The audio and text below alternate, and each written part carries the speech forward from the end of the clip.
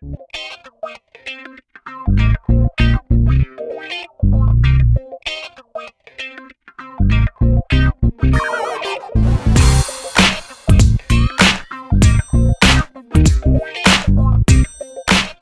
bien, bonjour, l'objectif de cette vidéo est de vous présenter le stockage des informations dans une machine.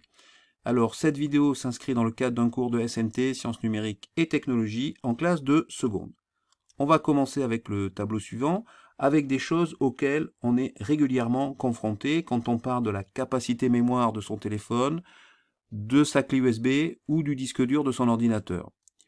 Ce sont les kilooctets, mégaoctets, gigaoctets, téraoctets. Et on peut constater qu'avant 1998, curieusement, un kilooctet n'est pas égal à 1000 octets, mais à 2 puissance 10, c'est-à-dire 1024 octets. Alors la question qu'on peut se poser, pourquoi? Parce que lorsqu'on parle d'octets, on parle de bits. 8 bits. Un octet, c'est 8 bits. On est en binaire, on est en base 2. Contrairement à la base 10, où là, on a des puissances de 10. C'est-à-dire, on a les dizaines, 10 puissance 1, les centaines, 10 puissance 2, les milliers, 10 puissance 3, et etc., etc. Donc, comme on est en base 2, on va utiliser des puissances de 2. Et on a cherché la puissance de 2 qui était la plus proche de 1000. C'était 2 puissance 10 qui est égal à 1024. Donc, avant 1998, un kilooctet, c'est 2 puissance 10 octets, c'est-à-dire 1024 octets. Un mégaoctet, c'est 2 puissance 20 octets, c'est-à-dire 1024 kilooctets. 2 puissance 10 fois 2 puissance 10, ça fait bien 2 puissance 20. 1 gigaoctet, c'est 2 puissance 30 octets, c'est-à-dire 1024 mégaoctets, c'est-à-dire 2 puissance 10 multiplié par 2 puissance 20, ça nous donne bien 2 puissance 30. Et 1 téraoctet, c'était 2 puissance 40 octets, c'est-à-dire 1024 gigaoctets, 2 puissance 10 fois 2 puissance 30, ça nous donne bien 2 puissance 40. Alors ça, c'était avant 1998. Le problème, c'est que c'est assez contre-intuitif, parce qu'à côté de ça, vous avez des unités comme par exemple le kilomètre, qui est égal à 1000 mètres, le kilogramme qui est égal à 1000 grammes, le kilolitre qui est égal à 1000 litres, bref, c'était assez contre-intuitif. Donc qu'est-ce qui s'est passé? En 1998, la Commission électrotechnique internationale, CEI, basée à Genève, adopte une norme internationale afin de rendre cohérentes les multiples de l'octet avec la norme du système international utilisée pour les autres unités. Alors, il a fallu inventer, après 1998, une appellation pour ces 2 puissance 10, 2 puissance 20, 2 puissance 30, 2 puissance 40, pour pas confondre avec la norme après 1998. Ainsi, pour représenter les puissances de 2, on introduit le kibi pour kilo binaire, puisqu'on est en binaire, mébi pour mégabinaire, jibi pour gigabinaire et tébi pour térabinaire.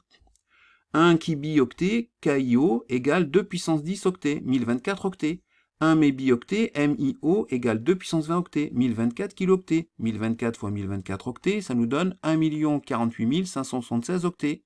Un gibi-octet, GIO, 2 puissance 30 octets, 1024 MIO, 1024 fois 1024 fois 1024, ça nous donne 1 73 741 824 octets.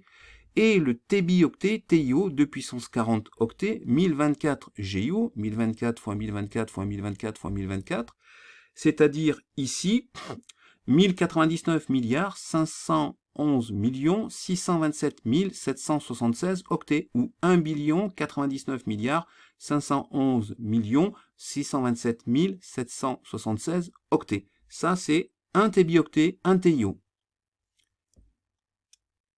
Alors, pour représenter les puissances de 10, on conserve les notations du système international.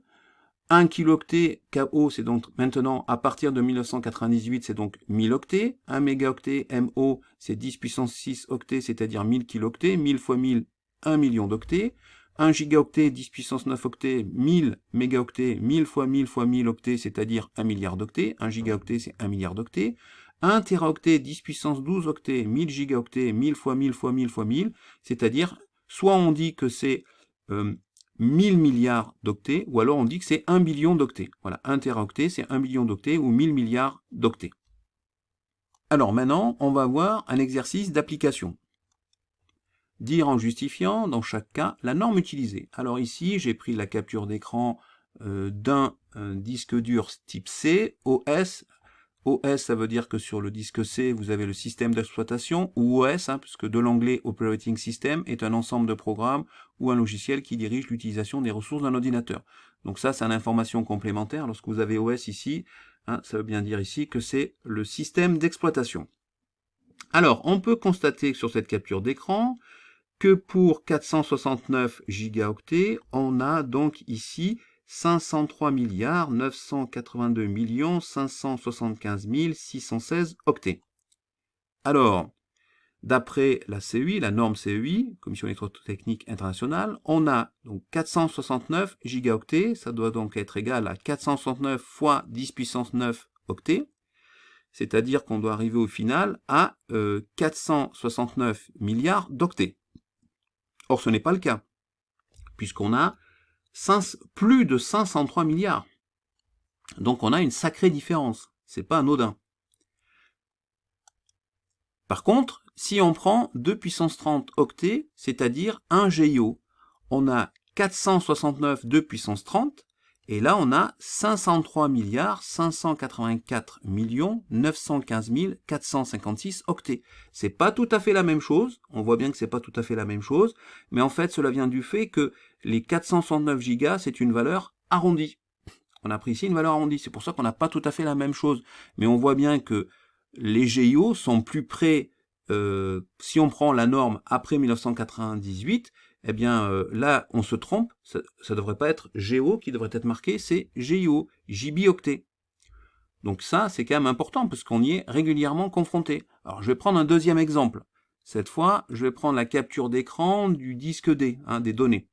Donc cette fois on a 494 milliards 926 millions 819 328 octets qui correspondraient donc à 460 gigaoctets.